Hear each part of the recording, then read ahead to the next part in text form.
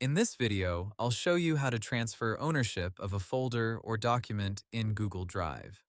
Before we start, there's one important thing to know. In Google Drive, transferring ownership of a document is straightforward, but transferring ownership of a folder has a limitation. Google says that when you transfer ownership of a folder, the files inside that folder keep their original owner. So if you want someone else to fully own both the folder and the documents inside it, you usually need to transfer the folder and then transfer the files separately. Google also says you can only transfer ownership to someone the item is already shared with. First, open Google Drive on your computer. Find the document or folder you want to transfer, then right-click it and choose Share. In the sharing window, add the person if they are not already there. After that, click the drop-down next to their name.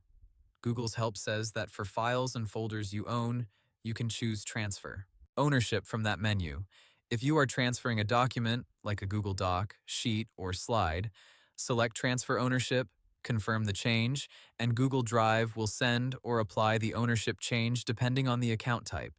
Google says that for work or school accounts, you can only transfer ownership to someone in your organization, and the transfer does not require the new owner to accept. For some other Google accounts, the new owner may receive a transfer request and must accept it before the ownership change is completed. Now let's talk about folders, because this is where people often get confused. Google says that when you make someone else the owner of a folder, you still own the files inside that folder. So if your goal is to hand over everything, open the folder, select the files inside, share them with the same person, and transfer ownership of those files too. This is the part many people miss. The folder ownership changes, but the documents inside do not automatically follow. There is also an important restriction for work and school accounts. Google says you can only transfer ownership to someone in the same organization. That means you generally cannot transfer ownership from a school or company Google account directly to a personal Gmail account.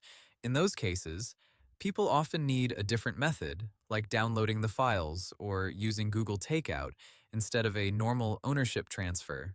If you are working in a shared drive, the rule is different again.